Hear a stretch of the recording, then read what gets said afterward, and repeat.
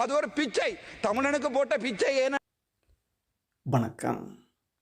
இது இலங்கையின் இன்றைய காலை செய்திகள். தேடப்படவிடும் தென்னக்கோன் என்று சட்டத்திரணி ஊடாக சரணடையலாம். பிலிகமுவில் நடந்த சம்பவம் ஒன்று தொடர்பாக நீதிமன்ற உத்தரவின் பேரில் கை செய்ய தேடப்படும் முன்னாள் பொலிஸ்மா அதிபர் தேசப்பத்து தென்னக்கோன் நாட்டை விட்டு தப்பிச் செல்லும் அபாயம் இருப்பதனால் அவர் தப்பிச் செல்லக்கூடிய அனைத்து இடங்களையும் விரிவான பாதுகாப்பு நடவடிக்கை எடுக்கப்பட்டிருப்பதாக மூத்த காவல்துறை அதிகாரி செய்தி வெளியிட்டுள்ளார்.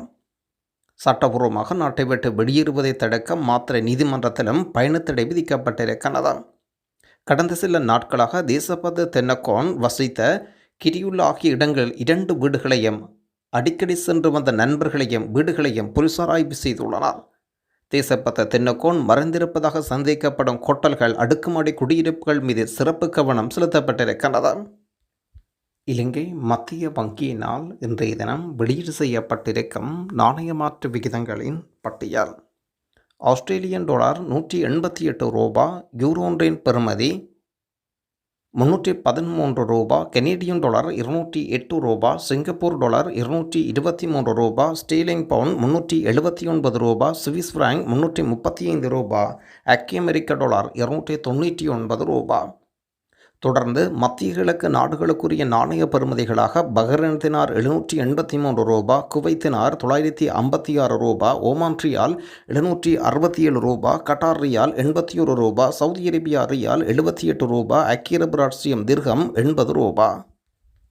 யாழ்ப்பாணம் அரியாலை பகுதியில் மனித எச்சங்கள் மீட்பு விசாரணைக்கு அரசாங்கம் முழு ஒத்துழைப்பு. யாழ்ப்பாணம் அரியாலை சித்துப்பாத்தி மயானத்தில் மீட்கப்பட்ட மனித எச்சங்கள் தொடர்பாக நீதிமன்றம் தலையிட்ட நிலையில் அரசாங்கம் தேவையான ஒத்துழைப்புகளை வழங்கும் என்று யாழ் மாவட்ட அபிவிருத்தி ஒருங்கிணைப்பு குழு தலைவரும் அமைச்சருமான ராமலிங்கம் சந்திரசேகரன் அறிவிக்கின்றார். மயானத்தில் தகனமேடு அமைப்பதற்கு குழி தோண்டப்பட்ட போது மனித எச்சங்கள் வெளிவந்தன. யாழ் நீதிமன்றம் விசேட கவனம் செலுத்திய நிலையில் குறித்த இடத்தில் நீதிபதி சட்ட வைத்திய அதிகாரி சென்று பார்வையிட்டுள்ளனர். இது மட்டுமல்லாது மீட்கப்பட்ட மனித எச்சங்கள் தொடர்பில் நீதிமன்றத்துக்கு அறிக்கையும் சமர்ப்பிக்கப்பட்டிருக்கிறது.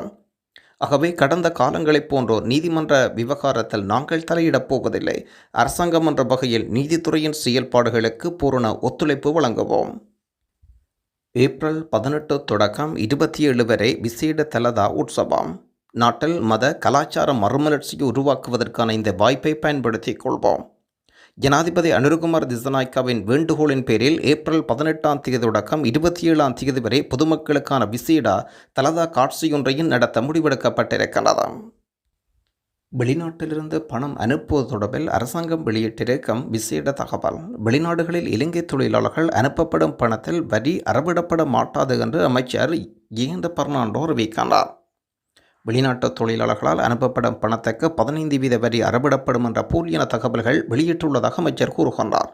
வரவு செலவு திட்டம் நிறைவேற்றப்படும் நிலையில் அரசாங்கத்துக்கான நெருக்கடி ஏற்படுத்தும் வகையில் இவ்வாறான தகவல்கள் போலியாக பரப்பப்படுகின்றன.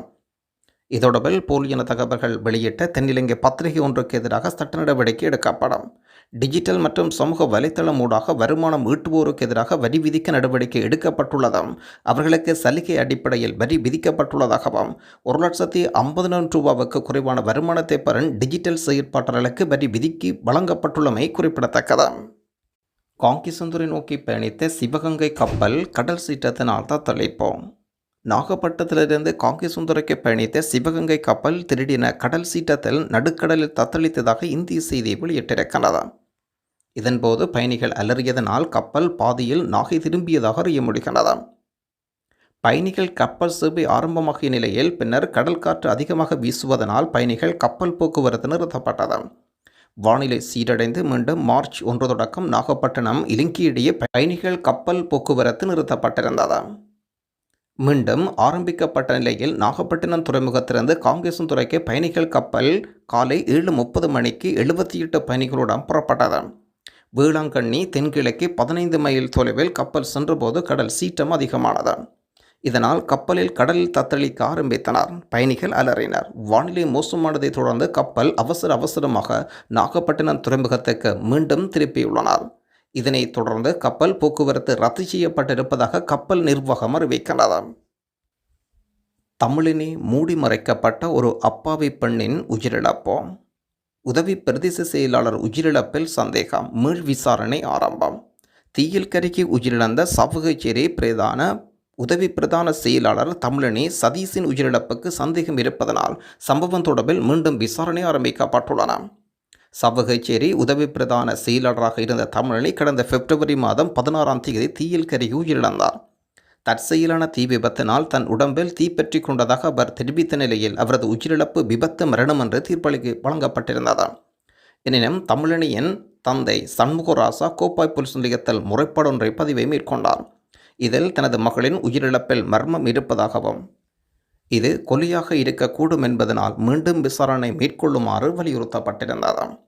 இதன் அடிப்படையில் தமிழனியின் உயிரிழப்பு தொடர்பான விசாரணைகள் மீள ஆரம்பிக்கப்பட்டுள்ள விடயம் குறிப்பிடத்தக்கது. அவசர முறைப்பாட்டை விசாரிக்க சென்றபோது 16 வயது சிறுமியை அவரது வீட்டின் அறைக்குள் பாலியல் வன்கொடுமைக்கு உள்ளாக்கிய போலீசார். போலீஸ் சார்ஜன் கைது செய்யப்பட்டிருப்பதாக திச விகாரம் போலீசார் அறிவிக்கின்றனர். இவ்வாறு கைது செய்யப்பட்ட நபர் திசமகராம போலீஸ் நிலையத்தில் பணியாற்றும் சார்ஜன். திசமகராமைச் சேர்ந்த சிறுமி ஒருவர் வீட்டில் குழப்பான முறையில் நடந்து கொள்வதாக கடந்த 2ஆம் தேதி இரவு போலீசுக்கு அவசர அழைப்பு பிரிவுக்கு 119 என்ற ரகசிய இலக்கத்துக்கு கிடைத்த புகாரை தொடர்ந்து போலீஸ் நிலையத்தில் இரவு நேர பணியில் ஈடுபட்டிருந்த சந்தேக நபர் சிறுமியின் வீட்டுக்கு சென்று சம்பவம் குறித்து விசாரணை தொடங்கியிருக்கிறார். ஒரு பயிற்சி வகுப்பில் கலந்து கொள்வதாக கூறி சென்ற சிறுமி தனது காதலுடன் கிரிந்த பகுதிக்கு சென்றதாகவும் அவரது தாய் கிடைக்கப்பட்ட தகவலுக்கு அமைய அதோடபில் மகளிடம் தாய் விசாரித்த போது அந்த சிறுமி வீட்டில் வன்முறை ஈடுபட்டதாக போலீசார் தெரிவித்தனர். சம்பவம் குறித்து விசாரிக்க சென்ற சிறுமி தங்கியிருந்த அறைக்கு சென்ற சந்தேக நபர் சிறுமியுடன் பேசிக்கொண்டிருந்த போது பாலியல் வன்கொடுமை செய்ததாக கூறி போலீஸ் நிலையத்தில் பதிவு செய்யப்பட்ட புகாரை தொடர்ந்து பிரதான சார்ஜன் கைது செய்யப்பட்டுள்ளார். யாழ்ப்பாணம் தீவு பகுதியில் பெருந்தொகையான போதைப் பொருளுடன் 2 பேர் கைது. இழிவைதீவு அனலைதீவு இடையே கடற்பரப்பில் 197 கிராம் போதைப்பொருள் மற்றும் 400 கிராம் கஞ்சாவினை இன்று காலை கடற்படையினரால் மீட்கப்பட்டிருந்தது. கடற்படையின் விசேட ரோந்து நடவடிக்கையின் பொழுது கிடைக்கப்பெற்ற தகவலுக்கு அமைய இழுவதீவு அனலைதீவு கடற்பரப்பில் பயணித்த படகொன்றினை சோதனையிட்ட போது 200 கிலோகிராம் போதைப்பொருள் கைப்பற்றப்பட்டிருக்கின்றது. தொடர்ந்து காரநகர் மன்னார் பேசாலை பகுதியைச் சேர்ந்த 2 கைது செய்யப்பட்ட நிலையில் குறித்த 2வரையும் சான்று பொருட்களையும் ஊர்காவல்துறை போலீசாரின் ஊடாக நீதிமன்றத்தில் முன்னிலைப்படுத்த நடவடிக்கை. 2025ஆம் ஆண்டு அறிவிக்கப்பட்ட உள்ளூராட்சி தேர்தல் தொடர்பான விசேட அறிவிப்பொன்று ராமநாதன் அர்ச்சுனா அவர்கள் வெளியிட்டுள்ளார். யாழ் மாவட்டத்தில் உள்ளூராட்சி சபை தேர்தலுக்கான பிரதான வேட்பாளர்களை பிரிவுகளின் அடிப்படையில் தற்காலிகமாக நியமித்திருக்கின்றார் ராமநாதன் அர்ச்சுனா அவர்கள். ஏற்கனவே பாராளுமன்ற பதவியை கௌசல்யா அவர்களுக்கு கொடுத்துவிட்டு யாழ் முதல்வர் வேட்பாளரில் போட்டியிடுவதற்கான தகுதியை தயார்படுத்தலில் ஈடுபட்டிருக்கின்றார் ராமநாதன் அர்ச்சுனா அவர்கள். இதற்கிடையில் பிரதான வேட்பாளர்களின் பட்டியலையும் வெளியிட்டு கொண்டு வருகின்றார் ராமநாதன் அர்ச்சுனா அவர்கள்.